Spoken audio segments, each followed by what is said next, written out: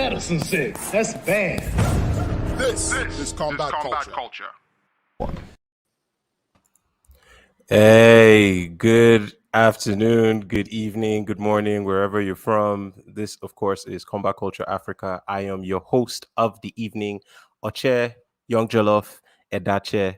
Today, we have a special show on deck. I have a guest who I am adding to the screen right now once we get technical difficulties out of the way. And ladies and gentlemen, this is Bimysola Attobra. Bro, please correct me if I pronounced it wrong. Perfect. How you doing, man?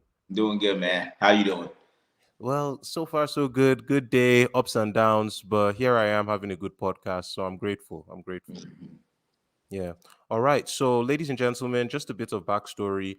Uh I'm just gonna call him Shola moving forward. Shola, is that cool by you? Yes, sir. That's All sir. right. Yeah, that's good. Okay. So Shola followed me on Instagram. I would say maybe 2 years ago. I think I followed him and he followed me back or something when combat culture was first getting off the ground. We had a lot of soul searching to do after the pandemic. The show, my guys that we started the show with, life just took us in different directions, and in just trying to figure out where I wanted to be and what the show was going to be, I started posting, started trying to learn new things. And one day, Shola followed me on Instagram and I sent him a message saying thank you. And now that the show is up and running, it just makes sense that we get Shola on the show because Shola is an active professional MMA fighter in the US. And we are here to just hear his story. And I'm sure he wants to hear some of my stories as well. So that's just the idea. So Shola, please speak to the people at home. Tell them something. How you guys doing today? You know what I'm saying? My name is Bimysola Attobra. I'm just happy to be on this podcast and just help this podcast like grow, you know what I'm saying? So step by step. I'm just happy to be here. Yeah. Thank you very much, man. Thank you. So without further ado, we're just going to hop right into our topics for the day. And the first one is, who is Sola Attobra? I feel like I'm a hard worker, somebody that works hard all the time, keeps his head down. Like I just, if you look at me I've been very active MMA wise. Only been doing this for 3 years, so I'm just a hardworking guy. Just keep working every single day, fighting all the time. Just make my life MMA. You know what I'm saying? A lot of people, they try to put one foot in, one foot out. I got 2 feet in. I'm just trying to make it to the top and just grinding every single day. So to summarize it, I'm just a hard worker. You know what I'm saying? So that's what I believe. I think that's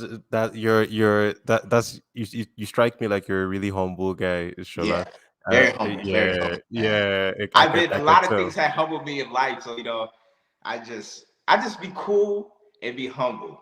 That's all I do. I feel like a lot of people need to be like that. Just be cool and be humble, and good things will come to you. And fighting does that to you as well. Yeah, just sparring, getting your ass whooped, just experiencing new things. Fighting forces you to kind of confront yourself every single day. Exactly. And I think humility is just a natural byproduct of that. Like, and you learn to recognize that in other people as well. So yeah, kudos to you, man. Kudos to you. I was humble. Like I've been wrestling since I was 13 years old.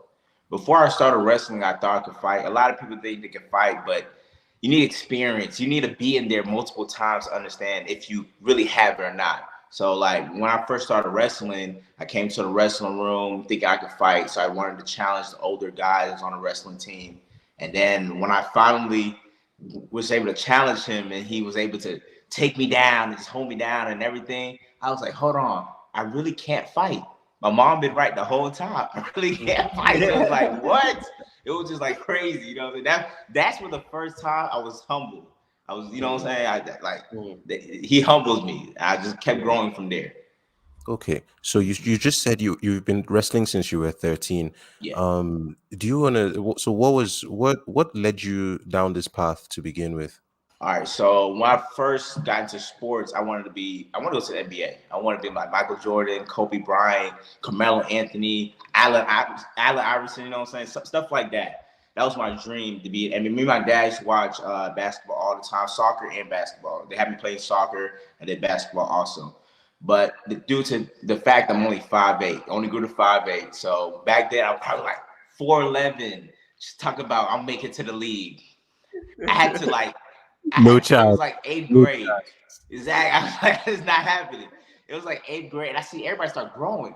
I said, what about me? So I was like, I can't play basketball no more. So I tried football. I'm still too small. So I was like, I gotta find something out that's aggressive, something that's like can match me, like for my style, like how I'm built. You know, it's like a lot of people, they just everybody wants to play basketball and football instead of trying other things. So I was like, I'm gonna step out the original black male, you know what I'm saying, sport, and I'm gonna try wrestling. So I went in there and tried wrestling like instantly.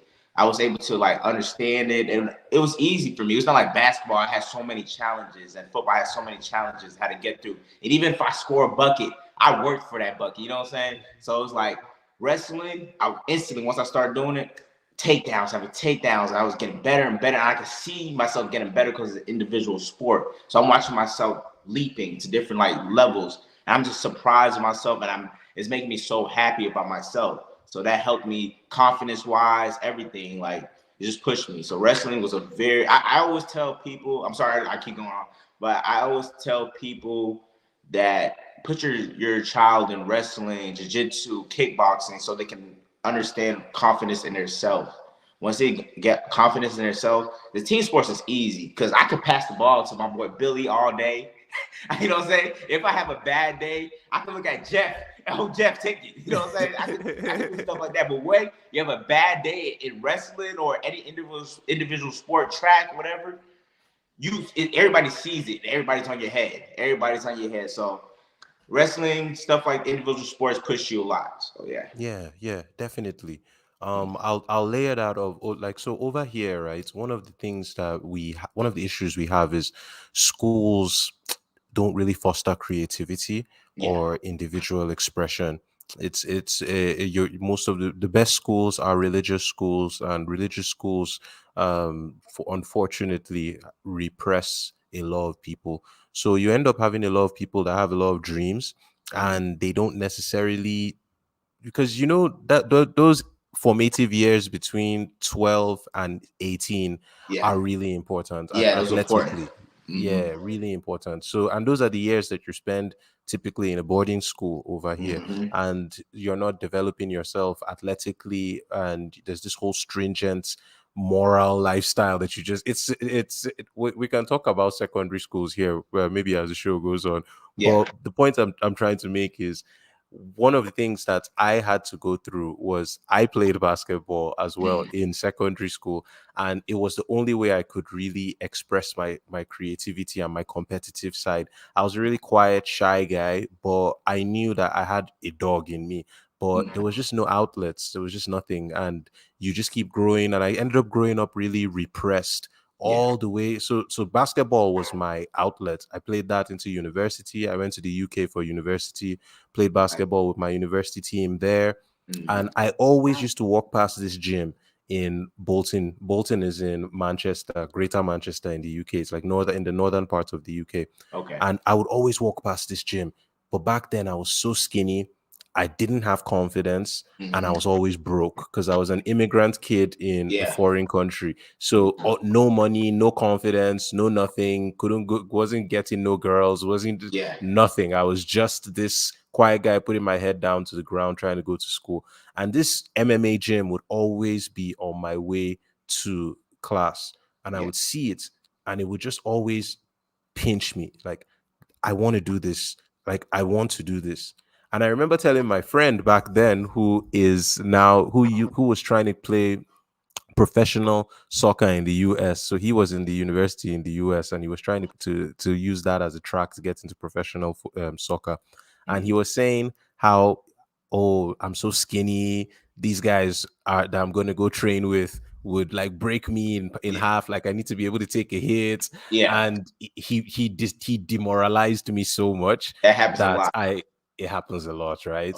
So this was when I was 18, like maybe between 18 to 21. Then around when I was 22, 23, I came back to Nigeria.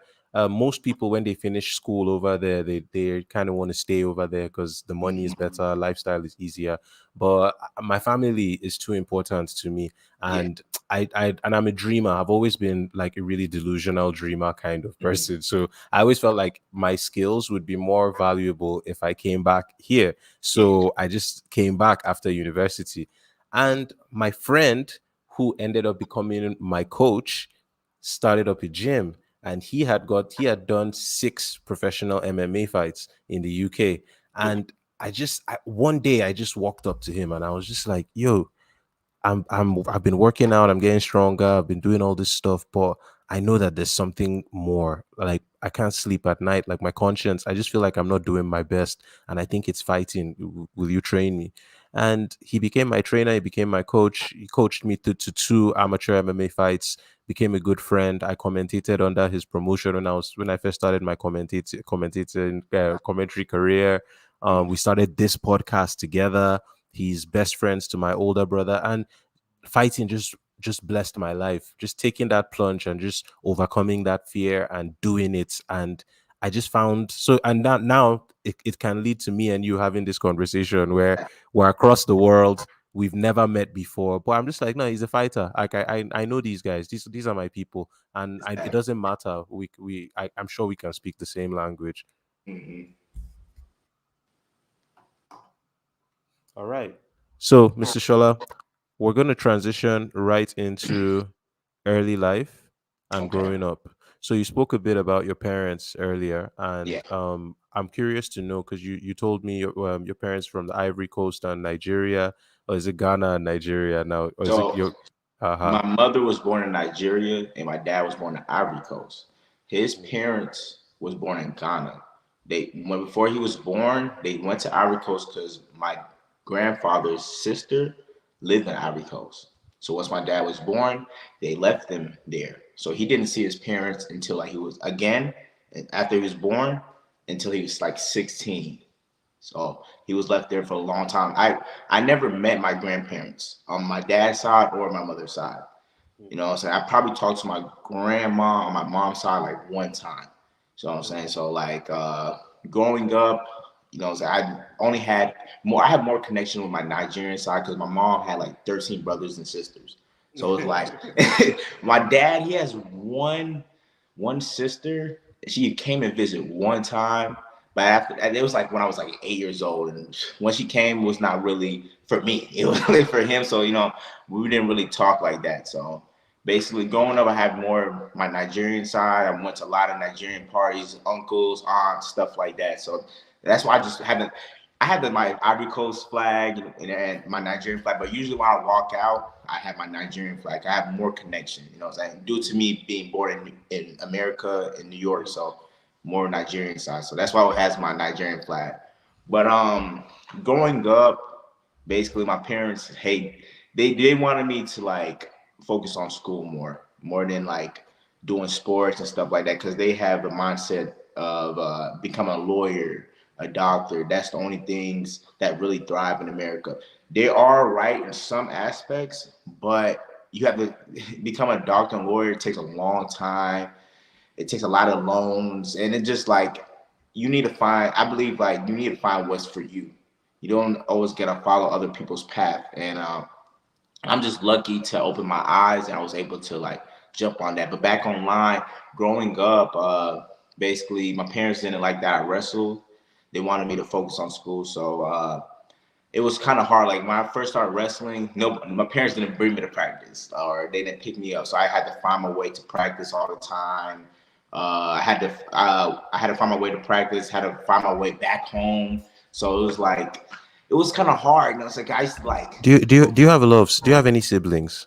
Yes, I'm the oldest of six. So Oh, you're the oldest. I'm the oldest. So you know how I feel. They wanted me to be a doctor so everybody can fall in line, make their life easier. Because if I start rebelling and stuff, it's kind of like now when I'm older, I see their mindset. When I was back then, I said, what's wrong with these people? You got these people tripping. I don't even want to talk to them, you know what I'm saying? But now I understand what their mindset. If you, the oldest, become something successful, everybody else will fall in line. It's easy cakewalk now. He made it easy, you know what I'm saying? But when the oldest is doing crazy stuff, the youngest might be like, I could do that too. So it's like everybody start following behind. I see what they mean now. Like, you know, that's why they was on me so hard. It was like every day my mom used to sit down and help me with my homework. And then she'd be over me with a belt. Like, you know what I'm saying? Like, I'm scared. You know I can't even give you the real answer. You know what I'm saying? Can't even think. Like, you know, so my mom, like, when I used to get in trouble, she'd make me hold my ears, like, just go up and down, pumping against the wall. Yeah. And she'd be like, what number you on? I'm like, 3,000. You know what I'm saying? But yeah, growing up was like, it was tough with a parents that's not from here. You know what I'm saying? So, like, me wrestling and opened my eyes, like, I have to do something that I want to do in my life, what I love. So that's what, that pushed me harder, because the thing, it pushed me hard because I wanted to show them that what I'm doing, I can be great at it. You know what I'm saying? So it was hard showing them that I can be great at something other than school, because I still was going to school, did good. I went to college and everything, but it was pretty hard. So like right there, I had to like really show them that. That's one reason I went so hard. I always like try to come in first place at all times, because I just want to come home and like, Mom, look at this medal. I told you. Dad, look at this. I told you. Like, school's not the only way. So yeah, being oldest of 6 is crazy. You know what I'm saying? Like I'm gonna bring my sisters and brother. My sister that's younger than me, she's 1 year younger than me. She just graduated with her master's. She's trying to become a doctor. My other sister, she's about to graduate from Howard University. She's about to go to Auburn University, get her master's. She's trying to be a dentist. Then my other little brother, he's trying to be a lawyer. Then my other little sister, she's in college. She's in high school. She's in 12th grade. She wants to be a hairdresser, actually. So it's kind of like me and her. It's kind of like doing a little something different. Then I have my other little sister. She's in 9th grade. She just got out of high school. So like back on track. Like growing up, it was pretty hard dealing with people, foreign parents. So like I had to always keep my head down and just grind. That's what I've been humble since I was younger. I've been putting in hard work because I'm trying to prove something to people. But I learned like I don't have to prove nothing to nobody. I just never prove nothing. Like they gonna love me regardless. You know Exactly. Or they'll learn to love to hate you, whichever one. Just do you. Do you. So that's what I've been doing. Like when I went to college, I used to be like I was happy, but I wasn't too happy because I was not doing what I want to do. Because after high school, I had a wrestling scholarship, but my mom was like, "Man, just focus on school." And I was like, "You know what? I want to be rich." So I was like, let me try to be this lawyer thing. I'm gonna just try this lawyer thing. If it don't work, it don't work. But I'm gonna just put my all into it. And I'm in school, like every day I'm going to class and stuff, but I'm like, bro, I am not happy. I gotta go to class again and again. I'm like, nah, another test, another what? And they talk about law school next. I said, oh Lord. I said, what? I said, nah, I gotta lock in on myself. You know what I'm saying? Yeah, I know they're not gonna like me. Like when I told my parents I was gonna be becoming a lawyer, I had set them down in the room. I said, Mom and Dad, I'm not becoming a lawyer. I'm doing MMA. My dad said, oh my God. Oh my God. I came from Africa all the way to America, and this is why. I was like, oh. He acted like he lost every single thing in the world. I was like, man. So like, you know what I'm saying? Growing up, like it's hard with foreign parents. It's very hard. But you know, sometimes in the beginning you have to prove to them, but regardless, they'll love you and just keep doing you. You know what I'm saying? They'll be happy. Like my mom, she doesn't watch me fight, but she'll watch Usman. She'll watch Adesanya. You know what I'm saying? She'll watch Sadiq Yusuf. You know, so I used to train with Sadiq Yusuf, so she'll watch him. She'll watch a lot of Nigerian fighters or African fighters. And or even other guys, you know what I'm saying? She watched she watched Brian Ortega, like he just fought this weekend, and she was like, oh my gosh, he's losing so bad. They came back and won with it, and now she was like, oh my gosh. She'll watch other people, but when it's time for my fights, her Yeah. blood pressure goes through the roof. She's like, no more, no Yeah. more. I'm like, Mom, you didn't even Yeah. touch me. I took it down. So yeah, man, growing up in foreign, man, I can talk all day about this. It's just, Yeah, man. it's Yeah. crazy, man. So it's like just one thing I had to tell people with foreign parents, just like don't worry about yourself. You know what I'm saying? Just keep grinding and focus on yourself because they're gonna love you. They're gonna come around.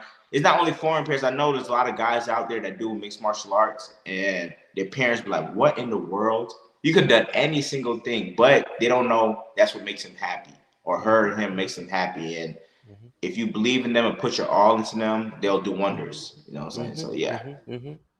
Yeah, man. You said you touched on so many things. I I hope I know, can man. even remember. I Yeah, but I'll know. start with this one. Mm. When you said you have you're the first of six children, right? Mm. So, and I'm guessing, and if I was counting correctly, you have there's it's two boys and four girls. Is that correct? Yeah, yeah.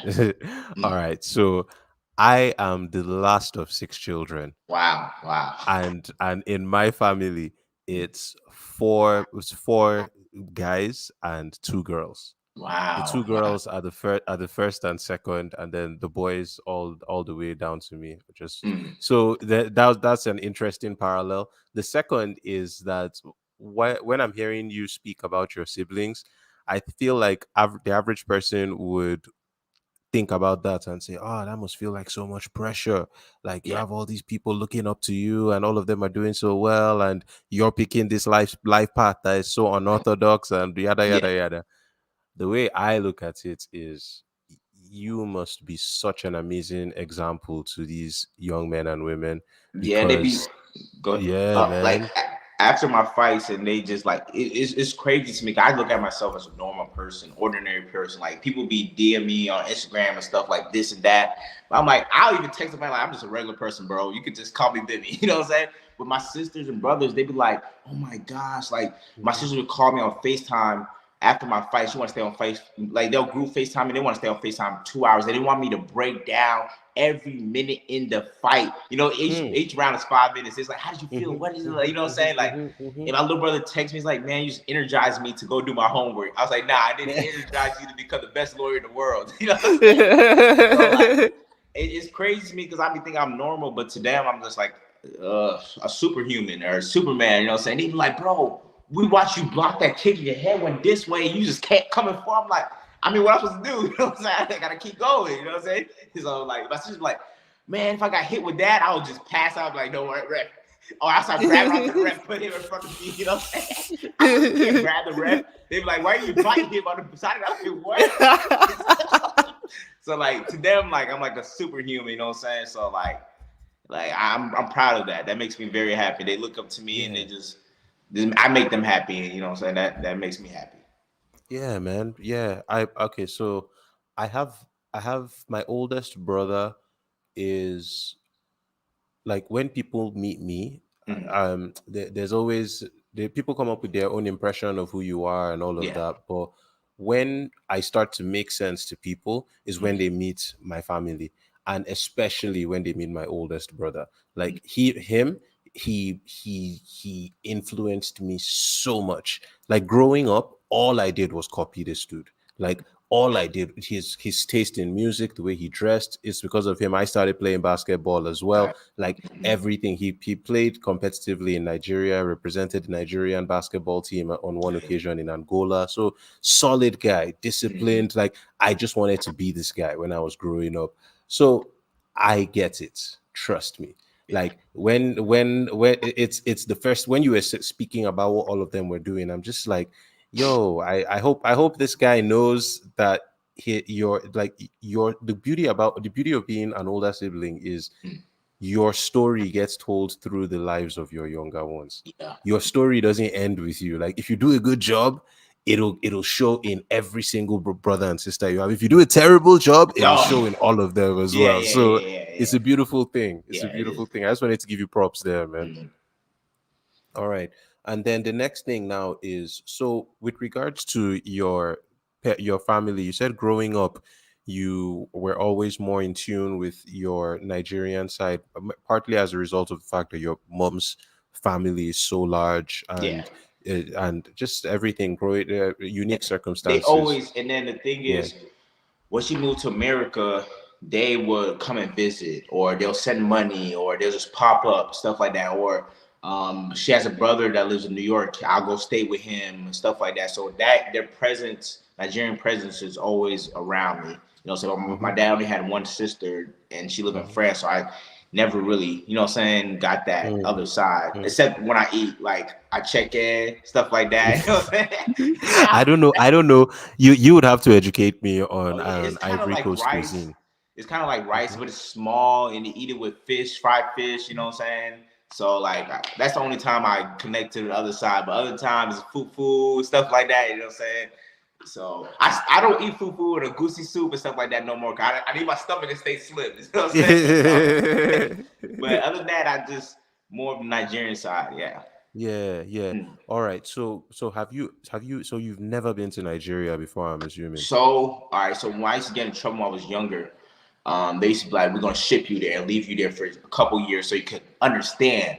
And I used to be like, my uncles used to come and they used to have like a little meeting. So they'll sit down and I'll come in and they were like, some people fight for me to stay here. Some people be like, nah. But my mom, she's the biggest actor. So she before they come, you're going back and stuff like that. So I'm like, oh my, I'm believing it. I'm crying. I'm like, damn, I'm gone. I'm gone.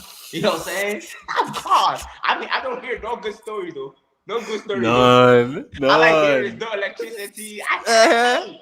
So I'm like, I said, wow. So I thought I was going back. Then when my uncles come, she'll change like this. No, you're not taking my son. You're not taking my son. And they're like, what you mean? We joke all we always So it's like, But wait, but is it all a prank? You said what? So are they trying to trick you, or is it genuine? They're just trying to trick me, you know what I'm saying? Okay. So I'm thinking I'm going back, but they always say that, but they never sent me back. So I never went, and I was supposed to go before COVID, and then COVID happened. So so I never got to go. So my mom, she goes back regularly, but when she goes, I'm in school, so it's like she never goes during the summer. She goes when she's ready, you know what I'm saying? So it's like. And then the plane tickets is crazy prices to get over there. It's crazy because if you go there, It's expensive. Yeah. when you go there, you need to stay there for 2 months. Yeah, Like, man. Enjoy yourself. enjoy yourself. Like really, really maximize that ticket. Trust me, I Exactly. know. My fiance is in the US, so Mhm. she's Egyptian, but she lives in the US. So we get to see each other maybe 2-3 times a year, and then the rest of it we're just making. So we're getting married this year, actually, Okay. December, God willing. Congratulations, But man. thank you, my brother, Mhm. thank you.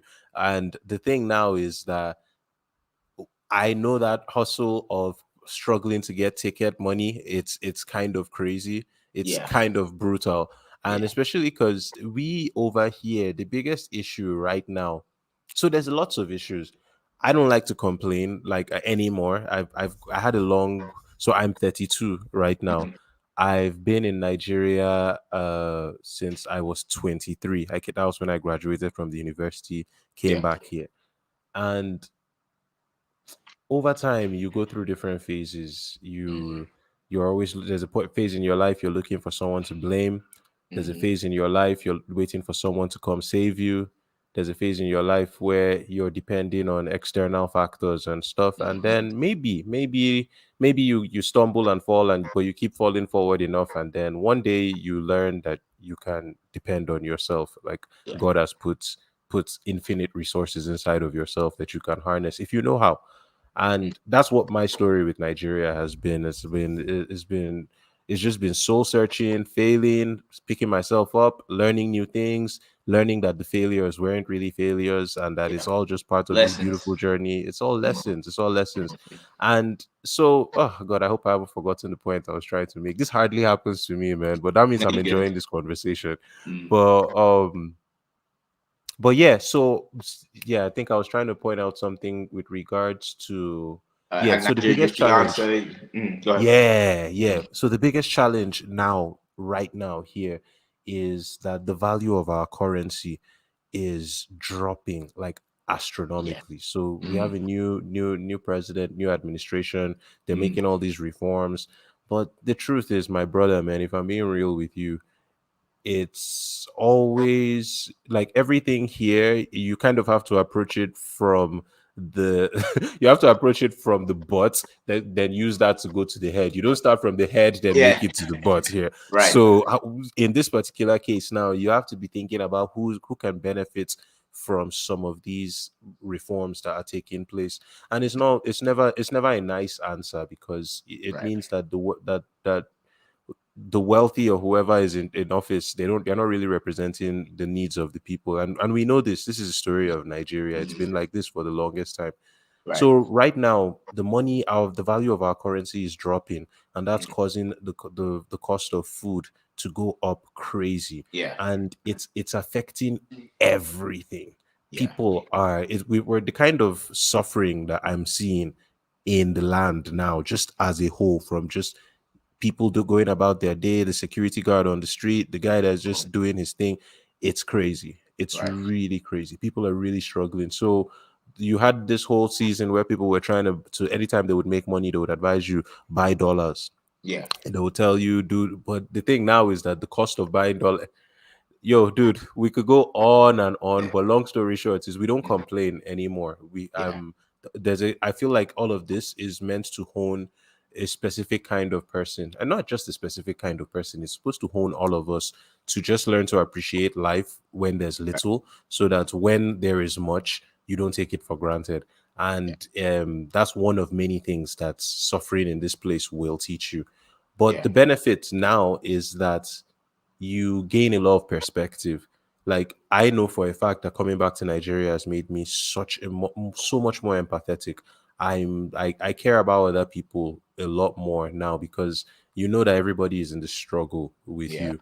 And yeah, bro, like, I really did forget the point I was trying to make, and I couldn't get it back, bro. But yeah, I just feel like I needed to share that in the No, moment, you good. because Yeah. yeah, it's important. Yeah, so the point, so yeah, we were on the point of you never having come back, and all the bad stories you were hearing. And I just wanted to buttress that the stories you heard were true, but at the same So, time there's a lot of beauty yeah. in this place too, because the purity of the human connection here, people are genuinely themselves. They're not trying Exactly. to like be two-faced about nothing.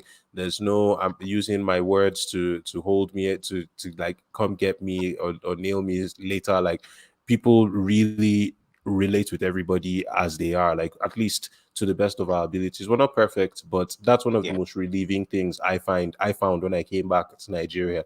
It was like, in the UK, I found like I had to walk on eggshells, and there was so much about social norms and the culture that was just foreign to me, just, and Yeah. which is normal. But Yeah. coming back here, just being able to speak and know that people understand me, and that it's not being taken anyway, and yeah, it's a relief. And I do want that for you as well, because you don't even seem like you've been away for so long. Nah. You, like, even your age, you seem like you're my age. Like, you don't seem, and that's in terms of like just wisdom and perspective. And so I feel like if you came here with Yeah. all this already, that this great job your parents have done, like, you would just level up, man, just as a human being. Yeah. Facts. Facts. Facts. But you wanted to say something, man, before I interrupted you. Sorry. I feel like my parents got me like this, you know what I'm saying? Just how they raised me, you know what I'm saying? Have my mindset like this. So that's why I feel like a lot of people tell me that, you know, that. So like I feel like they're a big factor why I act like this. Yeah, man. Yeah, shout outs to your mom and dad, man, and shout outs to your amazing brothers and sisters. All right, bro. We've done 34 minutes, and we haven't even scratched halfway through our. So let's just go right into number 3. So what led you into MMA? So we, on This your is story easy. so far, we Mhm. did wrestling at the age of 13. Mhm. Then we decided to pursue that, got a scholarship after that, right? Mhm. And then a wrestling scholarship, right? Yeah. So carry on from there. So basically I used to when I first started wrestling, I used to see like videos of Jon Jones. And I was like, wow, this is crazy. This guy's getting kicked in the face. These guys getting punched in the face. I would never do that. I was like, I would never ever do that. So I was just wrestling. I'm getting better and better. And then we had some older guys that was on a team that graduated already. They started doing amateur MMA. So they'll come in like, hey, Bimmy, can you help me with like this and that? And I'm like, okay, cool. And then I used to help them with their wrestling. And then they would like put the gloves on. And then they would hit me. I'm like, bro, this is this is too much. You know what I'm saying? Like fighting in the street at school, like 15 seconds is different from fighting like 3-minute rounds. Like, whoa, I'm tired. Can we get a break? You know what I'm saying? So it was like that right there, like it kind of pushed me away from there. So I was like, I'm not really feeling this MMA thing. Then one of my close friends, he's Jamaican, his name's Shamel Finley. He started doing MMA like 18, and he was doing amateur fight. He was winning and winning. So I'm like, wow, this is cool. You know what I'm saying? But I got my wrestling scholarship. But the thing is, I didn't use it. I went to a different school. I just went to school as a normal person. I was just like, I'm tired of cutting weight. Kind of tired of wrestling. I want to try a different thing. I'm glad I did that. I was able to rest my body and everything. So I was like at school, and I was like, I'm not really feeling the school thing for real. So I see my friends doing good at amateur MMA, and I was like, let me just come to the gym. So I went ahead, you know what I'm saying? Before I went to the gym, I'm still back watching my Jon Jones. I'm watching like Tyron Woodley, and then Usman is coming up. So I'm like watching Usman. I'm like, yo, I can feel it through it. I can feel him through me. You know what I'm saying? I feel like I can do this too. You know what I'm saying? He wrestled also. So I was like, it's just like a lot of like lights is just blinking. He wrestled. Jon Jones wrestled. So I was like, dang. That started like a Daniel Cormier. So I was like, yes. I was like, he wrestled too. So I'm like, all these signs are showing me. So I was like, let me go ahead and try this MMA thing. So before my first fight, I trained only 3 weeks. And my training was just running stone, like it's a mountain near where I live called Stone Mountain. It's really high. Running the mountain, hitting little pads and stuff like that. So it was a little, I like the drive, you know what I'm saying? I like the hard work. It resembles wrestling. So I was like, I needed that. I needed something like that back, you know what I'm saying? Because just being an ordinary person, just going to work, just going to like doing school, I was like, I'm cool with it because I'm not getting hurt. I'm just, every day I just eat my fast food and do my regular living life, you know what I'm saying? But I was like, nah, I need some excitement, you know what I'm saying? So like MMA reminded me of wrestling. Like I needed some excitement. So that drove me really to come back. So like all those factors from Jon Jones, Usman, my friends doing MMA, Cormier, just those things brought me back to MMA, you know what I'm saying? And the excitement brought the like the idea of wrestling back. So like MMA was kind of comfortable for me, you know what I'm saying? So I just gradually got into it and just boom, here I am today, you know what I'm saying? 3 years later, only 3 years. Only 3 years, man. Only 3 years. And I can't imagine how much you've changed in that time, man. I'm sure I'm sure you have stories upon stories stories. I got stories for days. It's crazy. It's crazy. Please, do you have one you want to share right now before we move yes. on? I got a quick one. My first amateur fight. So my first amateur fight, I fought a guy that was 4 wins and 2 losses in MMA and 5-1 in kickboxing. I have no fights. I ain't never been no cage before. Nobody ever locked the key while I've been in the cage. You know what I'm saying? So, I never did nothing like this before. So it was in Tennessee. Tennessee's places mostly white people. You know what I'm saying? That's where Tennessee is. So in terms of geography, is it north, south? Like, can you? Because I know nothing about American geography. So where's I the live in placement? Georgia, Atlanta, Georgia. Okay. So it's like north of Atlanta is like really black, right? It's like a black city. Like really, I went to black school, everything. You know what I'm saying? Okay. Yeah. So now I'm going to a different. I'm going to different territory. Okay, I'm going to his hometown also. This is where he's from. So I drive there. We get there. I weigh in and everything. Sorry, I'm gonna be butting in. Your when you say you drive there at this point, that means your parents had nothing to do with your career then. Nothing. I told my parents about it, but they're like, "What? What?" They couldn't even believe it. But I was like, I'm not even gonna tell them the day I leave. I'm not gonna tell them the day of the fight. You know what I'm saying? So I'm just do this. You know what I'm saying, for myself, just to prove something to myself.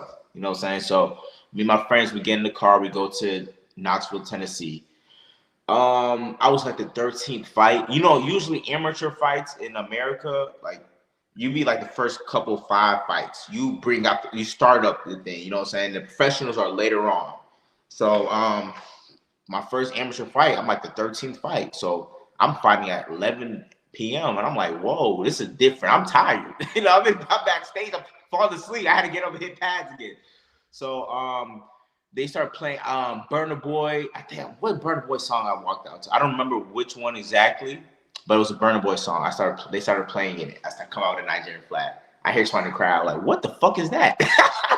Oh my God. Whoa. Yeah, so it's like, I'm like, whoa. And it's just straight white people in there. So everybody just staring at me and like, who is this guy? So it's quiet though. Like it's quiet. Like, you know what I'm saying? I can even hear the guy like, what the fuck is that? Like, you know what I'm saying? That's how quiet it is. Like, I go in the cage, they put the Vaseline in, I go in. The other guy comes. It's like, ooh, going crazy. I look at the crowd, people dancing, people screaming, they're throwing their beers. Like, I'm like, yo, what did I sign myself up to? You know what I'm saying? Like, who is this guy? So I was like, this is crazy. So he comes in the cage and they locked him in there and everything. This is the first time I heard a lock on the cage. Boy, my heart went through the roof. I'm like, Yeah. did y'all just lock the key? Like, y'all lock the door?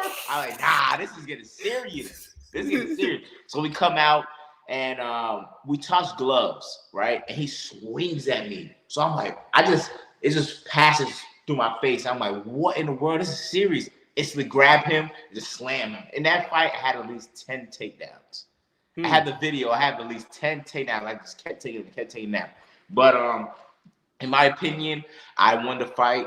And I only came out with like 5 to 6 people to his like 100 people. And everybody that came with me knows I won the fight. I lost split decision. On paper, that's what matters. You know what I'm saying? So it's split decision, but I went to his hometown. I fought a guy that was 4-2 in MMA and 5-1 in kickboxing my first fight. And that just it helped me. I was mad I lost at first. Like probably the first day I was mad I lost. But I was happy because I fought somebody with like 11 plus fights.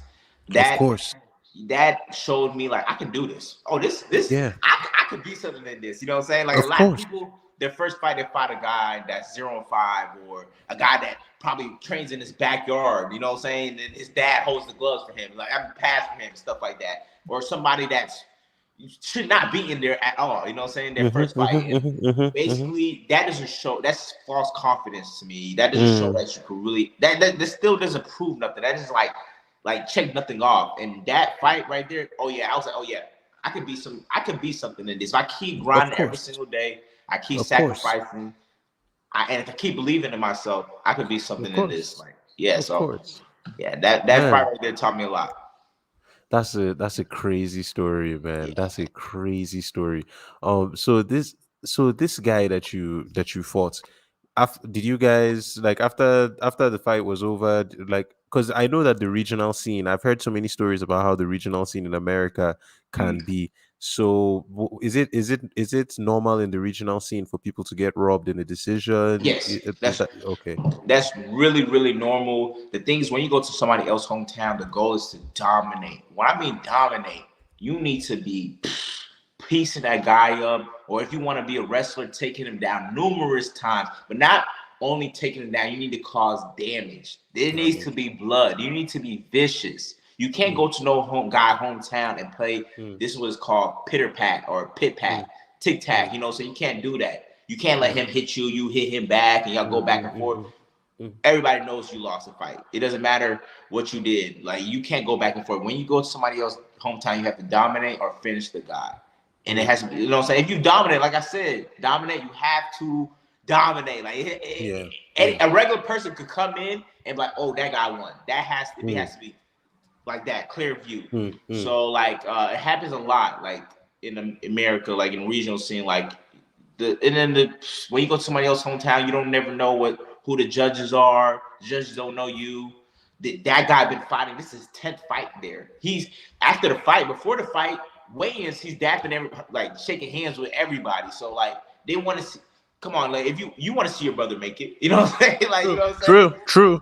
Yeah, like if you a judge, like I feel it. If I was a judge, and I'm not gonna say that I would do this, but if I'm a judge, like my boy up there is a close fight. Shoot, he won that fight. Like, he won that. He can't tell me nothing. It's So true. it does Human nature, man. Human nature. exactly. So like, it happens pretty much a lot. So yeah. Okay, so and then one question would be, how would you say that loss changed you?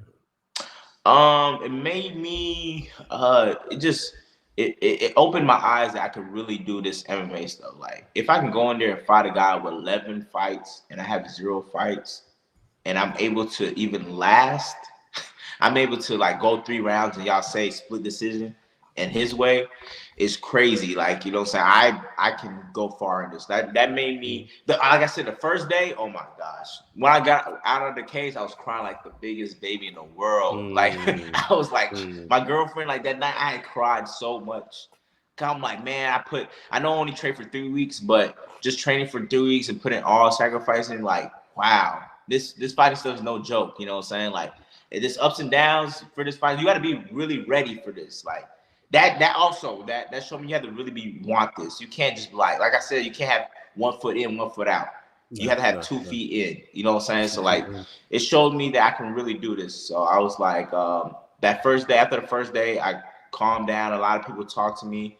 And it's like, bro, you just went out there and fought a guy with 11 fights. You have 0 fights. You had no reason to be out there. You're supposed to go out there and die. You're supposed to go out there. They were supposed to put you in the ambulance and go straight to the supposed to be out. You know, if you get knocked out, their arms and stuff like this. That's what's supposed to happen to you. True. Like I said, I was one of the last fights, so I was supposed to get the crowd jumping. I was supposed to get knocked out, the crowd go crazy. They supposed to put me up and get me out of it. You know what I'm saying? So like I said, man, it just helped me show. It just showed me that I could really do this. So yeah. Okay, all right then. So I because I could keep asking questions, but let's not get too sidetracked. So yeah, so current plans for your career, man. Okay, oh boy, you know what? Before we leave that, let me tell you something because I want to parallel everything that you say. Hold on, real quick. Let me put the light so I can get more brightness in here. Okay, man. Real quick.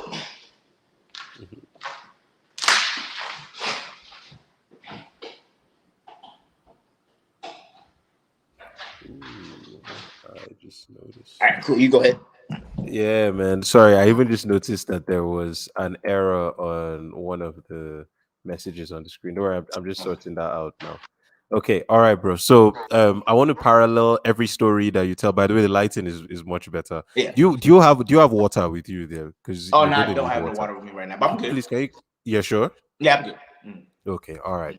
So over here, right, MMA is still very new. I got into MMA about 5 years ago, and when I got into MMA, there were no shows, there were no promotions. In fact, the first show I fought at was my gym. The guy that owned my gym, my coach, then he used to have a fight show like every 3 months, and so I joined him. I trained with him for 9 months, and then I was like, "Yo, I want to do this fight thing," and he said, "Okay, cool. My next show, I'll book you," and it was almost like this underground thing. You couldn't even really tell people what you were doing. I would just come to work with scars on my face because it's not recognized in any way. It's just literally just guys going out to the gym and just training. Like we had no rest and recovery. We had it's just you're just figuring it out day by day. You guys know one thing only go hard every day. That's the every day. And like so all kinds of things came out from that era. But it's crazy, like, because now we're at the point where we're having the biggest promotion in West Africa is the African Knockouts. I don't know if you've heard of that. I watched it already on Netflix. Okay. Yeah. So the African Knockouts is for West Africa. They're number one, and in Nigeria especially, because that's the thing is, because it's Nigeria is West Africa's biggest country. If you can, there's just a massive talent pool that just Yeah. gets churned out from here every year, and it's Yeah. unutilized. And a lot of these guys are fighters. Some of them pick up traditional martial arts like taekwondo. Maybe they get into kickboxing. Boxing is the farthest most of them go, but no MMA. So now it's changed so much because we at least there's like two or three promotions that try to put up regular shows, including AKO. AKO is trying to set up their own divisions with their own champions, and that's so everybody that fights at their shows gets points towards being a champion at the end of the year, and all of that. They have this big show that they're trying to do at the end of the year to crown all their division champions. I've worked with AKO for the past 2.5, 3 years now, commentator, analyst work, and doing interviews with them, helping them out in whatever way I can. But they're in Lagos and I'm in Abuja. But the point I just wanted to make is just that you see how it's just crazy that despite the fact that our lives are so very different, they're still very similar. Yeah. You can look at stuff and say, yo, I can totally see, like, I can see a bit of myself here. I can Yeah. see a bit of my, and here, what's happening now is we're building it in real time. Even this podcast, I've had to go to work this morning. I'm a software developer by Okay. trade. Okay. So, Yeah. I went to work in the morning. I have a 9 to 5. I went to Mm. work in the morning. I try to get to work around 7 a.m. So Mhm. usually by 5 a.m. in the morning, I'm up, I'm training, do my prayers, clean up my house, get on the road early, drive to work. It's like a 30-minute drive to work. Then I'm at the office for like 8 hours, just getting my stuff done. It's even at the office. I produce the podcast. I do all the editing for the podcast myself, do everything, the videos, everything, the audio. I do voiceover work for some of the local promotions here as well. And then I'm back home now, but the reason I'm saying it is I could easily just tell myself, yo, you had a long day, you did this in the morning, you've done that. But for me, I love this. I love this game so much. I Yeah. love everything about combat sports, about mixed martial arts. And it's even made me develop a new kind of love and appreciation for my fellow Nigerians that was never there before. Like I look at Nigeria like it's just full of possibilities now. I don't look at Exactly. it like it's a place that I'm just so excited for the future. And a big part Yeah. of Oh, that I'm is excited for the is future MMA. too. Yeah, Yeah. man. Yeah, I the feel future like is beautiful. Yeah, man. I feel like I was just like this morning. I was running my miles, and I was like, when I run, I'm imagining things. Like if I have a fight, like imagine the finish. Like I just the whole 5 miles, 3 to 5 miles. I'm just imagining. I was just thinking like when I make it to the UFC might have a big event in Nigeria, and I just want to be there. I want to be the main event. You know what I'm saying? I feel like that I can make that happen. So like that's one of my things on my list. Like fight in Nigeria, be a main event, or even be on the main card. I would just be so Mm-hmm. happy. You know what I'm saying? Mm-hmm. And I could play Burner Boy, and everybody would know what's going on. You know what I'm saying? Burner Boy Mm-hmm. might be there, so you know what I'm saying. So it's Yeah, man. like, so Yeah. so like that's one of my like on my list, you know what I'm saying? So I like I believe in the next couple years there's gonna be a UFC PI in Nigeria. It's gonna be a lot of big and it's like it's not only fighting talent in Nigeria, it's so much more like I just see so much, even my sisters and brothers, like their mindset and whatever they do, they work so hard, you know what I'm saying? And just like this is the way your parents teach you, and how I'm gonna teach my kids is like it just flows down. You know what I'm saying? A lot of Yeah. people think Yeah. like the Nigerian mindset is crazy. Like if I go explain it to my friends and stuff, oh, your parents crazy, bro. I would never deal with that. But it's like the older you get, you see why they said no, you can't go to Jimmy house. You know what I'm saying? You see that, you understand that now. You know what I'm saying? So like Wisdom. Wisdom. Mhm. Wisdom. That's the Exactly. So word like I there. feel like in Yeah. Nigeria, like just so much talent, the pool of talent is people are now starting to understand it with the Afro beats. That's just a little bit people understand it, just a little bit. Soon people will be like, whoa, these people different. And they just now Yes. seeing that small, just that Yes. small thing. Yeah, Mhm. you're 100% correct. Mhm. So I look at my life sometimes. I grew up massively influenced by the US. Always Mhm. consumed US media. Tried to be like speak like US people. Like Yeah, I like the US just seemed like they could do no wrong. Like I exactly. didn't even know. I didn't know that I had been indoctrinated into these ideas. It's just what Mhm. you see on TV, and you just Exactly. always comparing your reality to these false narratives that you're seeing on, and that's what you think the world is. But as you get Mhm. older, you realize everybody is a human being Yep. just like you. And Exactly. the thing I'm trying to drill into right now is we underestimate the power of culture. We Mhm. underestimate the influence that culture has. You see how I grew up consuming all this US media, US food, trying to like listen to US music, listening to hip Mhm. hop, listening to rap. Like Yeah. I just wanted to associate with anything Exactly. that Americans were doing. I didn't realize how much it made me sympathetic towards Americans as a whole. Like Mhm. American culture, I am so like American people. Mhm. I make so many excuses for Americans in my head. Like I could see an American person just do, and I would be wondering as I was getting older, like you're so critical of your fellow Nigerians. Mhm. Why are you being like you just be so lax with Yeah, foreigners? lenient. Hmm. And with time I realized it was just because I really had been colonized the second time, like as a result of the culture, the media, the movies, the Yeah. action movies. Like you just thought it was all about the more big muscly guy shooting the Yeah. guns and saving the girl at the end of It's the not day. like that. It's not like that. But you Exactly. learn, you get older, you get some Mhm. perspective. And so what I'm saying is, Mhm. what will now happen when Nigerian culture, because it's making its rounds now. Yeah. Like you said, Mhm. with the music, when people Mhm. start listening to pidgin English and it's making more sense to them, it's no longer Exactly. out of context. When they Mhm. see a Nigerian and their first instinct is, oh, that's a cool guy. Yeah. He's the same place. He's from the same place Burna Boy is from. I want to know what he's thinking. I heard these guys are really Mhm. fun. What will happen in 10 years? What will happen in 5 years? What will happen in 3 years Exactly. with the internet accelerating that process even faster? I don't Mhm. know, bro, but your guess is as good as mine. Exactly.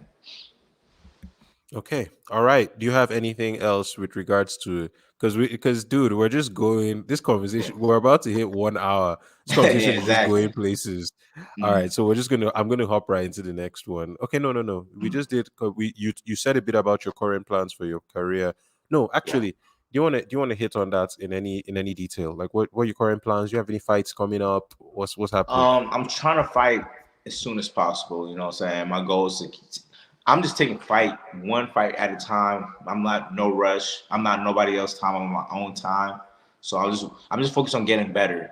You know what I'm saying? I'm not looking at every guy I'm fighting to get better for them. I'm getting better for guys that's in the UFC because my goal is to Mm, be a UFC champion.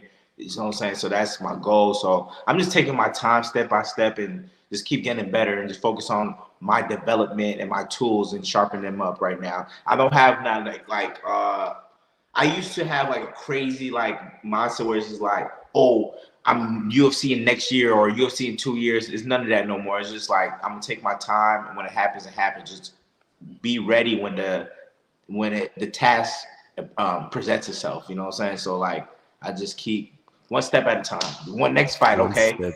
Win my Yeah, next fight, okay, cool. Chill for a little bit, yeah, get back to training, win yeah, my next fight. You know what I'm saying? yeah, That's the yeah. goal right now. So Okay, beautiful, mm. man, beautiful. So, what's your current schedule looking like? Like, how many times? How often would you say you would say is a healthy schedule for you? Fight. How many fights do I want this year? Yeah, no, not. I wouldn't say this year. I would just say Mm. like how often? Maybe once every 3 months, once every Every four. 2 3 months. Every two three Okay, two months, I'm three looking at months. fight. Okay, Mm-hmm. okay, and your bantamweight division is Yeah, am I right? 135. Okay, Yes, sir. 135. Okay, Mm. all right, man, dude. I'm here for it because you know the beautiful thing, right? So there's this guy. His name is Odumodu Black. You may have heard of him. Mm. Have you heard Nah, of I him? haven't heard about it yet. Yeah. Ah, bro, you have to get on Odumodu, man. Odumodu Okay. is like the grime hip hop He's a scene. singer, a rapper. He raps. He Yes, I raps know. I know. I was just listening to one of his with the songs. hat. I was Is just it in the car earlier. doggy dog? Yeah, I think so. I don't remember what song it was, but I know what you're talking about. Yeah, I know what you're talking about. Yeah. Odumodu. So Odumodu is like the biggest thing since Jollof Rice Okay. in Nigeria right now, and Mm, he basically created his own sound. He did his own mm, thing. He's like a cultural phenomenon right now.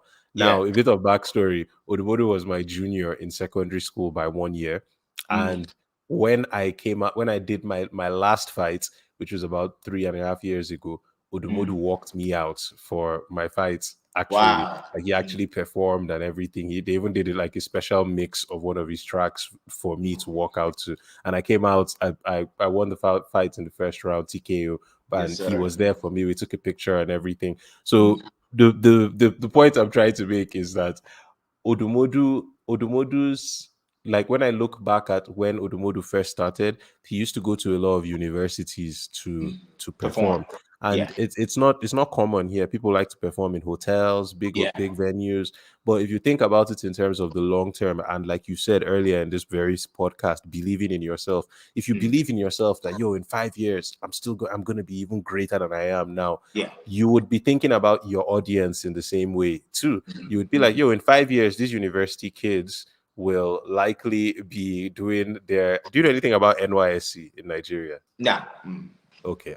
Bro. Mm. We have to get you on this podcast at least a few times so that we Yeah, can yeah, just I'm catch down, up. bro. But I'm down. yeah, Let's make man, this a regular please. thing. I'm down. Please. Maybe like every because And I can there's so much update about you what's Nigerian going on culture. in America, like Please. stuff like that. And we could like connect that. Whereas like we see similarities from Nigeria and here, and we can make this a regular thing. Man, I'm down. You know what I'm saying? Please. I would love it because there's so much about you're like now NYSC starts for National Youth Service Corps. God, please help me so I don't forget what we're talking about initially. But NYSC is like mandatory. It's like how in Korea you would have mandatory military service for 2 years when Yeah, you're the yeah, age of.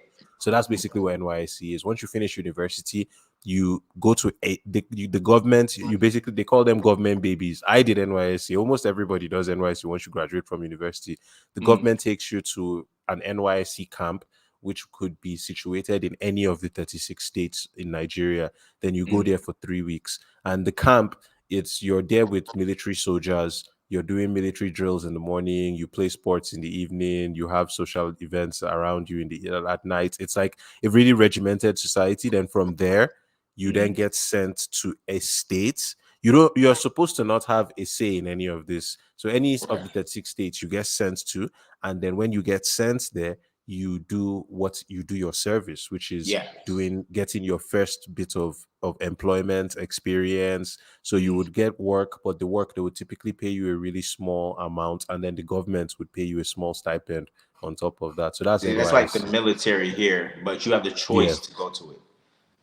You see, but this one has no. No choice. Besides That's that, crazy. yeah. No, I mean you can choose not to, but it's just Okay. like there's certain things you can't do. Like political office, you can never hold political office. Okay. If they're appointing ministers and like really high ranking political appointments, You can't do it. NYC certificate, you can get those as well. Okay. So it's a thing. So a lot of people, like, even so, you have a lot of Nigerians who their parents, so these are Nigerians in diaspora. Maybe they're in the US, the UK. They might have been there all their lives, and their parents will still insist, okay, come back to Nigeria and do your NYSC. And it's because maybe their parents are thinking, oh, you might want to get a job here someday. You never know, Yeah. all of that. Anyway, please, what were we talking about before NYSC, bro? We're God. talking about the rapper, the singer. Odumodu. Yeah. So Odumodu, and then now 5 years down the line, Odumodu is like the biggest act out of West Africa. Exactly.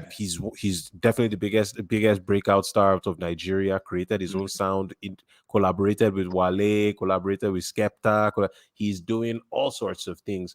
And who are the people coming out to buy the tickets now, Shola? It's those guys from the universities. Exactly. And so what I was thinking about just now is, yo, man, like, I'm talking to this guy before he's in the UFC, before he's in the bantamweight division. He's making these bold statements about his future and becoming a champion. You're the university student for me, man. I'm just like, yo, man, like, yo, please carry us along for the journey. Tell us your story. Just give us any insider information, anything. Like, I saw in your thingy, in your Instagram. I think that's Douglas Lima's brother. Please, correct me if I'm wrong, Diego right? Lima. That Diego Lima. So Yeah. so before we go any further, so training regimen and schedule. Can you just talk about your gym? Can you talk about your influences? Yeah, I train the American top team, Team Lima, that's in Georgia. We have a couple of really good guys. We have Diego Lima, Douglas Lima, Cody Durden. There's a long list of guys that's up and coming also. There's just a couple guys that's like in the UFC or was in the UFC, stuff like that. Trayshawn Gore, who's in the UFC also. So we got a couple really good guys. Practice is always hard. There's always somebody there that's going to push you, you know what I'm saying? So that's really serious. But my training schedule goes like this. Basically Mondays I start off with wrestling practice. No, all right. So first on Monday, Wednesdays, and Fridays are kind of like the same thing. So I start off with strength conditioning at 7 a.m.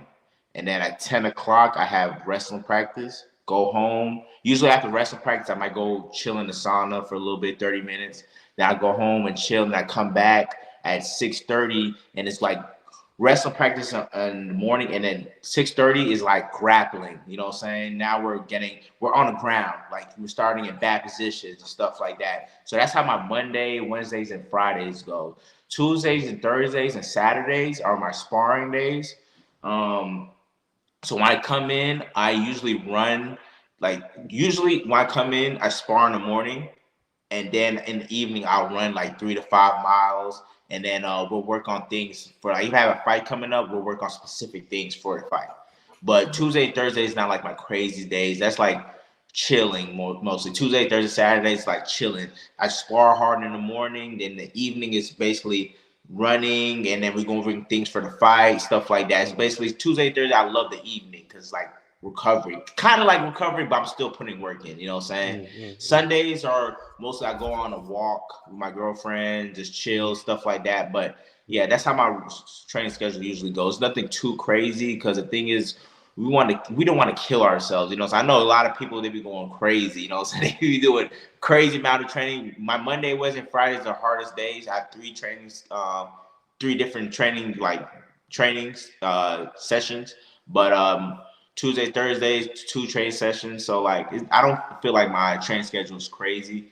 It's just good for me. You know what I'm saying? So yeah. And that's what matters. It's about quality, not quantity. And Exactly. every I athlete know is a couple different. people like they'll come in and train 5 times on Monday. Like, bro, how you gonna make it to Wednesday? Like Wednesday, you coming in, you can't even you like my back, my elbow, my knee. Like, bro, you gotta think smart. You gotta. Hey, I'm trying to have 40 fights if I can have 40 fights. You know what I'm saying? Of So like, course, longevity, bro.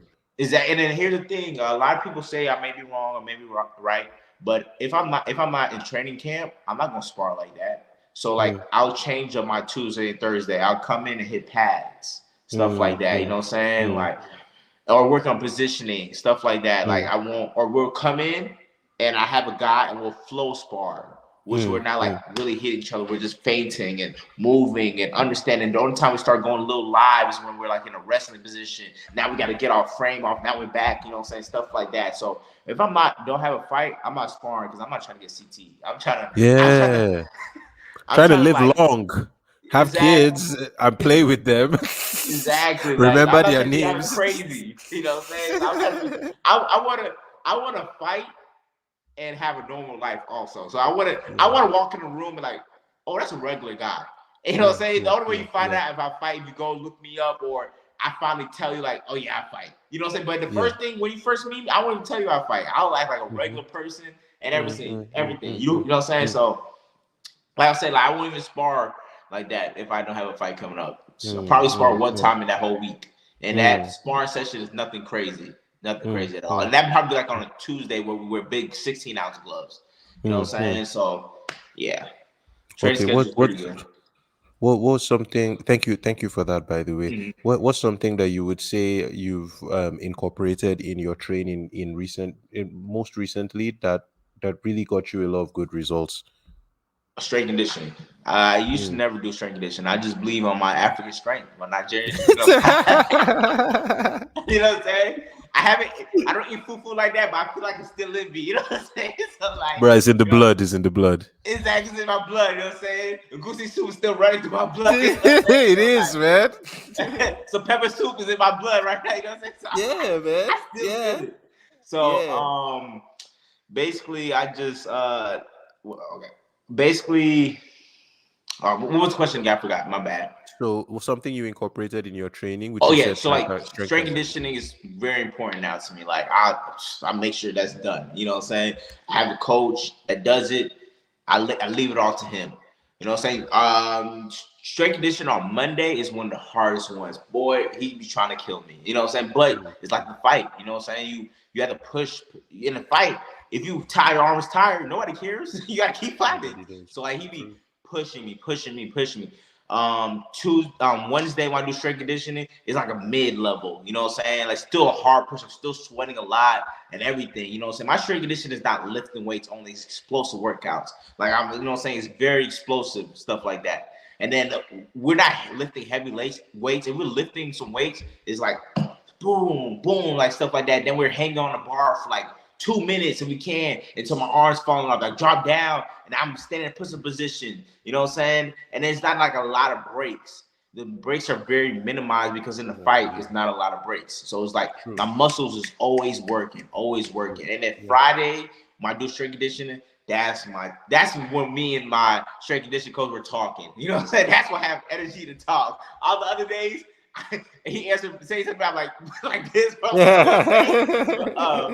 Just other days is just like on Fridays chilling. You know what I'm saying? We're moving around, seeing things. You know what I'm saying? Stuff like that. Nothing too crazy.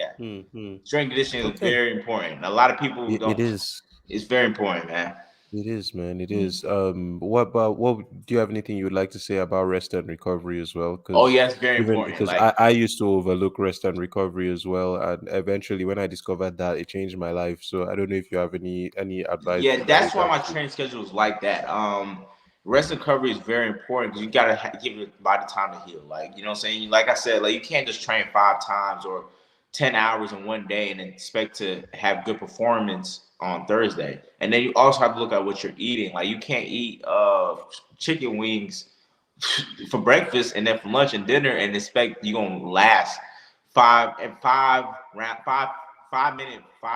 Like you're gonna be tired by the first round. 3 minutes in, you're like, oh my god, hold on. You know what I'm saying? So like rest and recovery and eating the right foods is very important. You know what I'm saying? I know I sometimes eat the right food, sometimes I go a little off track, but you know what I'm saying? Sometimes you need the bad foods also. So, but you do. You need the bad foods, you know what I'm saying? And you have to, something else I want to bring to the fact is that you have to make this MMA stuff fun because if you really look at it, it's boring. And it's boring, it's scary. It's a lot of words to like come to my head for this MMA stuff, and it's like most important, it's boring. You know what I'm saying? You do the same thing every single day. Like I talk to myself during runs. Like if you talk, like, you know what I'm saying, to other people, this is crazy. Like the same boring thing every day. I'm getting punched in the face, or an accident happened.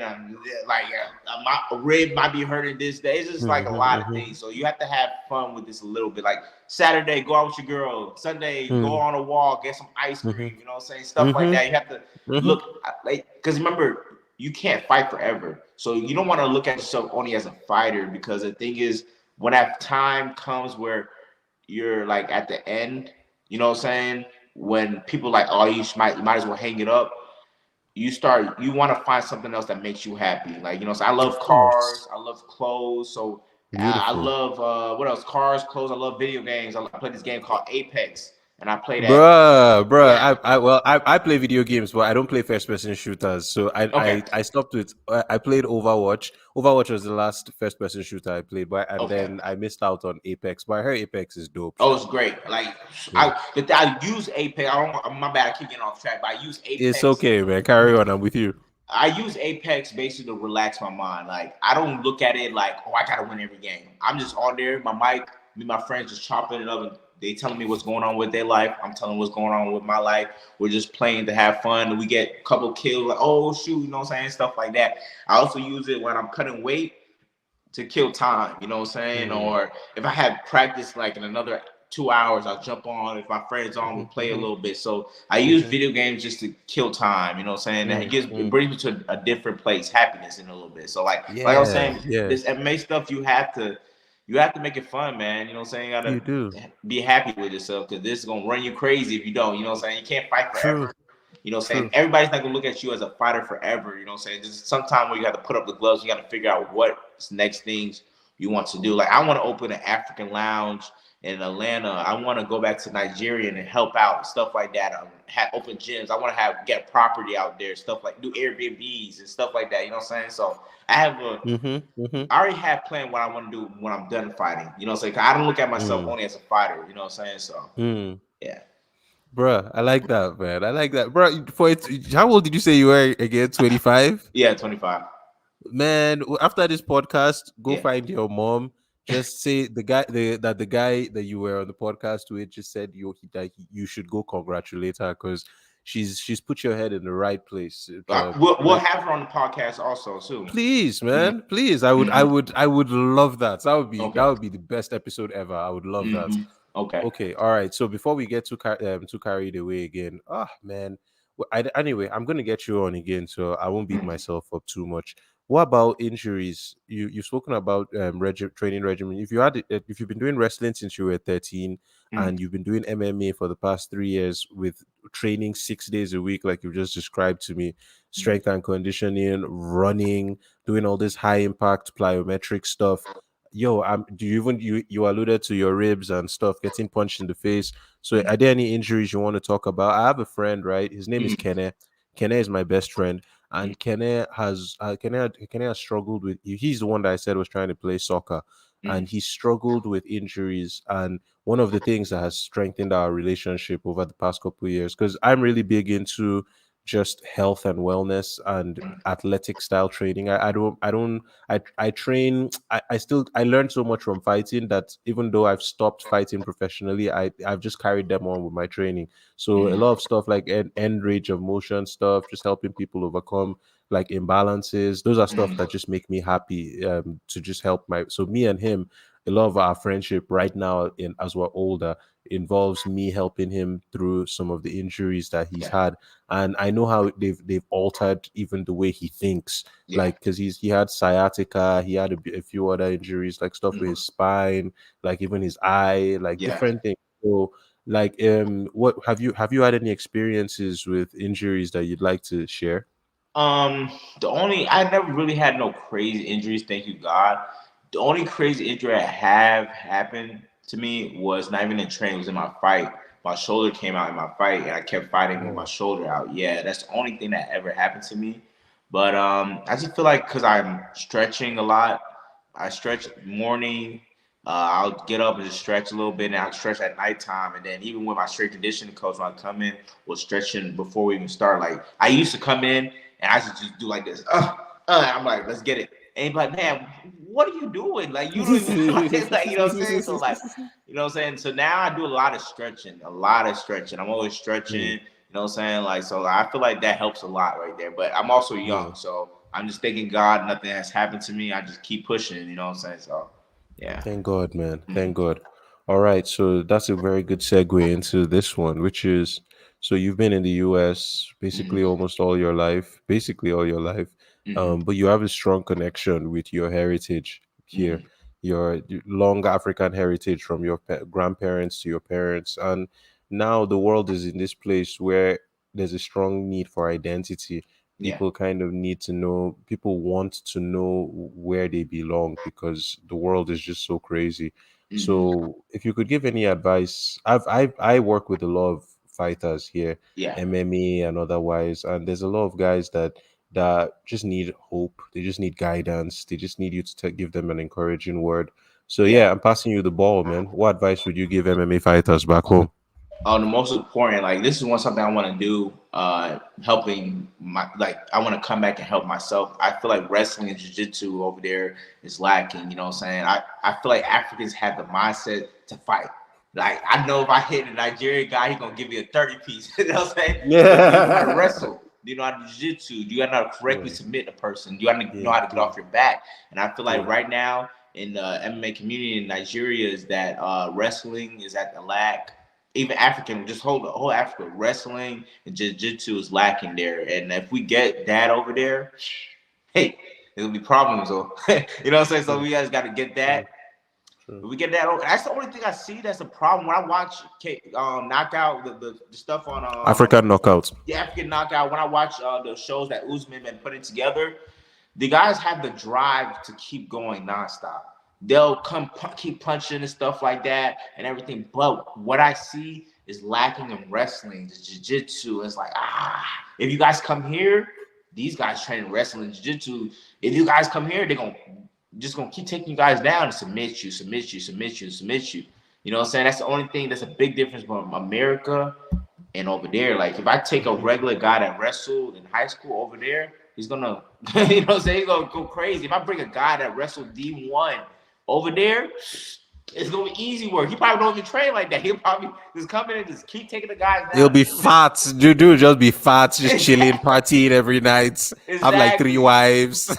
Exactly, and just come over there and go crazy. So that's the only thing I see. I love the spirit. I love the energy. I love the hard work. Like I be seeing like little clips of the guys on the African Knockout. Their little work in the training schedule and stuff. They be working, boy. You know what I'm saying? They be punching each other in the stomach, kick each other. They'll push themselves. But we just gotta work on the wrestling, jiu-jitsu. You know what I'm saying? That's the only thing. After that, once we get that down pat, it's gonna be scary, real I scary. agree, man. I Mm-hmm. agree. We so like about 3 years ago when the African knockout first started, when first popped up on the scene, like 4 or 5 years ago, thereabouts, we were trying to point out that people needed to focus on their wrestling and their Yeah, jujitsu more. And the gym I came up in, Body Rocks Fitness Studio, I yeah. had a few gyms that I trained in Abuja. There weren't too many to pick from. Now you have more variety, but back Yeah. then you were just a few places. And my coach back then, that was his specialty actually, cage wrestling. Yeah. And then he was the only person in Abuja that was teaching jujitsu at the Mm. time. And it's crazy that even now, 5 years down the line, like wrestling and jiu-jitsu, it's still in a position where it's people are aware of it, Yeah. but it's still not getting any attention. There are a Exactly. few other guys, like there's a guy. Let me give some shout outs to a few people I know personally that did some good work. Coach Mm. Wale. Coach Wale used to work in Nigeria, but then he's an expatriate, so they sent him. He got sent to another country, but he was Yeah. in Nigeria for a few years. I trained with him. I did. He was a purple belt in jiu-jitsu, so he would come over here, and then he would just invite every fighters, people who were really interested and dedicated, over to the house that him and the other guys were staying at, and we would Yeah. just roll for like an hour, switching part. Okay, 3 minutes with this. They would have the Mm-hmm. intro, you know how it is. Do the Yeah. technique in the beginning, do the reps, drill Mhm. it. Then we would start just have free mat sessions, and Yeah. that helped all of us improve. I know guys up till now, like Machine Gun Shags, a few other guys that are Yeah. here. Those are the people that really helps them elevate and clean up certain parts of their game. There's Coach Andrew. Coach Andrew came all the way from Japan. He's a Mm-hmm. Nigerian, but he's doing his PhD in Japan. Came to Yeah. Nigeria. We became friends, and then he trained me. Started coaching at that gym too.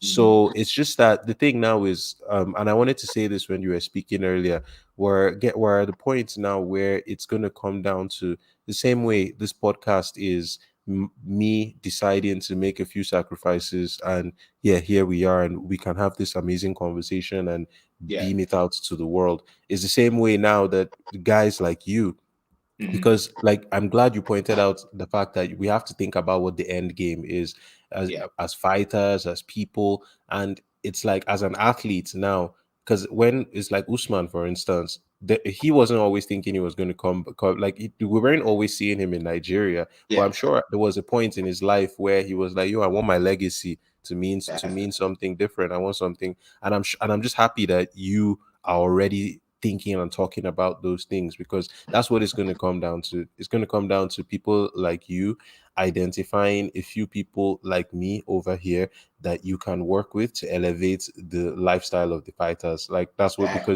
because when you're coming, especially if when you're UFC level and Mm-hmm. you're so much more renowned and recognized, you're just a target as you're coming. It's your people, yeah, great, but human beings are going to be human beings. Yeah. But if you have people on the ground building stuff up, and then you have guys over there who establish themselves, make some dollars, and then Yeah. bring that into this economy here. Because Exactly. like people are complaining that the dollar is so expensive. But Mm-hmm. imagine if you had dollars right now, you would be happy. You would be Exactly. like, yo, man, let this thing keep going up so I could change my. And that's the thing. You can, like, when I was in the UK, the Yeah. salary I would make, where the most salary I ever made in my life was maybe £900 in a month when I Mm. was in the UK. Yeah. And it just barely got me by for 2 months before I was back to struggling again. I came Mm. back to Nigeria with around £550 in my accounts. That was in my account for months, bro. Right. Mm-hmm. Months. Right. It went a long way. Mm-hmm. So yeah, but just food for thoughts, Food for thoughts. And I while you talking, right, I was just thinking, like, man, like, what if I was to come back and I had the money, right, and I just started like a wrestling for kids, like a academy. That would go crazy. And then just imagine 10 years, 15 years now Nigeria's wrestling team will be on a different level. You know, the Olympic team will be Different. exactly. We won't just go and get beat by these other people. Like we'll come Bro, in and and people are hungry. They want to learn. exactly, There's no pride. I'm not coming with no chip on my shoulder because I Mhm. most people, this is all they have. It's just a dollar and a dream. I'm just coming to Exactly. learn. They when Usman is around and you see how these guys are in just his presence Make just us gives like, them so much hope, energy, mhm. optimism. They're thinking because they're looking at it like, oh, he's okay, this is how he is in real life. Like Yeah, I can do this. Like I want to be exactly. like this too. When Kennedy and Kennedy and Zichuku came to this very house. Like we had an interview in Wow. this Yeah. very, I yeah, think I very seen the same living thing. videos, man. I seen the Yeah, videos. yeah. He I came he's one of my favorites. Also, he's so humble. He believes in God. humble. I love it, man. I Yeah, love yeah, it, man. amazing guy, amazing Hmm. guy. I think he similar vibe. Like all these guys, they bring so much life when they are around that you can just see the positive effect it has Yeah. on the industry, on the scene as a whole. So it's Mhm. going to be the same with you, my brother. When it's time for you to come back, there's going to be so much your the expectations, and not even just the expectations. It's more you're going to see, you see how you were saying everybody talks to you and you think you're a regular guy, but everybody Yeah. talks to you like you're Superman. I Yeah. can relate with that as well. Like Mhm. I look at myself like just a guy that's trying to be better every day, but people Mhm. around me are always blown away by like, oh, Yeah. you did this, there's this podcast, you fought, you did this, you're like you have Mhm. a job, and I get it, but it's still, I'm a work in progress. Yeah. You're still I will trying. You forever, have goals. You're still trying to reach. bro, I will Hmm. forever be a work in progress, man. I'm never Exactly. going to arrive. That makes me happy, to be honest, because I'm Mhm. not someone that you want. I don't like being too comfortable. Like I Yeah. need to have something that wakes me up in the morning, something I'm working on, something that just challenge me, something. Exactly. So when it's your time, bro, just Yeah. keep in that even just a wrestling camp, even if it's Hmm. just for 1 month, every maybe you do it twice a year. Just start Hmm. small. Don't overwhelm yourself. Just Hmm. identify one gym. Like if it's Abuja you're coming to, maybe you can't handle the craziness of Lagos. You're coming to Abuja. I can Yeah. point you to safe facilities. You come through. You just get your people, get as many people as you want to come learn. Fighters, guys who are Hmm. trying to improve their technique, coaches, and you can do for kids. You can do it with competing athletes, bro. It would help. It would go Hmm. so far, so Yes. far. So please just let that just keep thinking about it, Oh man. yeah. That's stuck in When the my time mind. is right. Trust me, it is. Yeah, yeah. Mhm. When the time is right. All right, brother. So can you give a shout out to anybody that you want to give a shout out to and tell the people where they can find you? Um, Shout out to my gym, American Top Team Lima, for bringing me in and helping me get where I'm at today. Uh, One of my sponsor, Handy Electrician. I also work as an electrician, so big shout out to them. You know what I'm saying? You work as an electrician? Yeah, so like I work like probably like on Tuesdays and Thursdays sometimes, like between training. Like I'll go work 4 or 5 hours real quick, and he'll pay me like blessings. He'll pay me like 100 to 125, and go right back to training. So you know what I'm saying? Like he has helped me a lot right there. So like, and he also teach me how to be an electrician, so I can open my own business. That's also what I'm doing. I've been working with him for a year now, and probably 1 or 2 more years, I open my own business, do my electrician business, and then the goal is to hire people and they work for me, and I make money from that while I'm also fighting. You know what I'm saying? Fighting, And yeah. a lot of people want to come to America, but in America they don't understand. You have to have 10 jobs. You know what I'm Yeah, saying? yeah, Like yeah. you over here, a burger from McDonald's is like $10. You know what I'm saying? $15 is like, yeah. You have to have multiple incomes. You know what I'm saying? So like that's my goal right there. So shout out to him for that. And that's all right now. And you guys can follow Yeah. me on Instagram at SOLADA Lion, Sola the Lion. So yeah. Yeah, yeah. Beautiful, man. Beautiful. Bro, you're an electrician. You have so many layers, man. Yeah. You're like an onion, bro.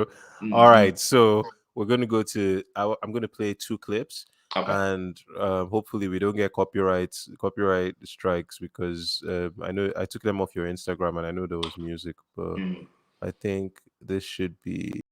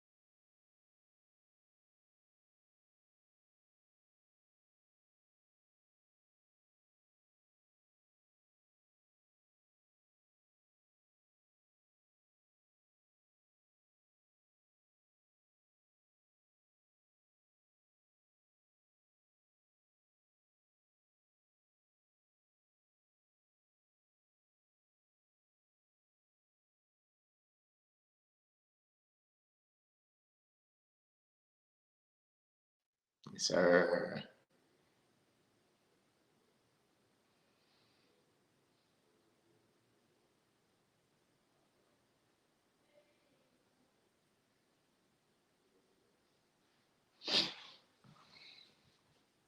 Okay.